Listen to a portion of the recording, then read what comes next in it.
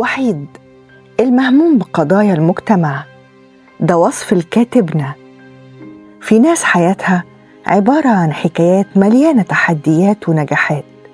وحيد حامد كاتب غير شكل السينما والتلفزيون في مصر. إزاي بدأ؟ وإيه الحاجات اللي كتير من الناس ما تعرفهاش عنه؟ أهلا بيكم في شخصية مؤثرة مع مروة صالح. لما بنقول اسم وحيد حامد بنقول اسم واحد من أعظم الناس اللي سابوا بصمة في تاريخ السينما والتلفزيون. كان صوت بيعبر عن كل اللي جوانا. اتولد وحيد حامد سنة 1944 في قرية صغيرة في الشرقية، وسنة 1963 اتنقل القاهرة ودخل كلية الآداب قسم اجتماع. اشتغل وكتب أعمال بدأت تفتح له أبواب النجاح.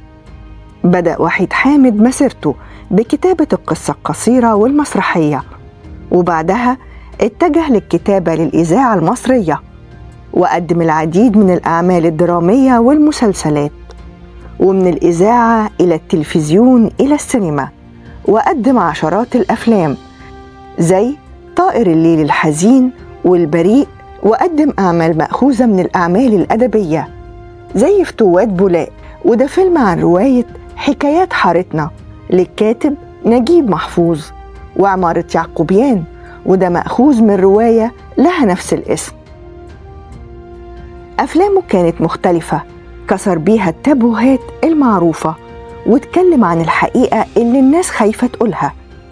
وحيد حامد كان معروف بعلاقته المميزة مع نجوم زي عادل إمام، وقدموا مع بعض أفلام علقت في قلوبنا وعقولنا زي الإرهاب والكباب واللعب مع الكبار وطيور الظلام والمنسي.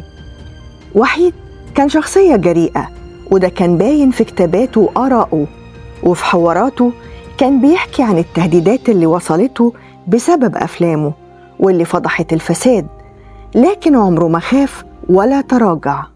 برضو مع بعض يا علي. ها على فكرة فتحي، احنا في مركب واحد يا فتحي.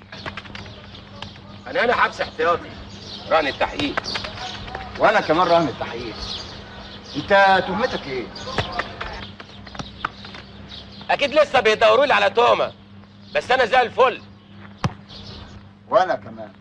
انت خايف يا فتحي؟ انا ما بخافش يا علي، بس انا خارج يا فتحي. وانا خارج قبليك.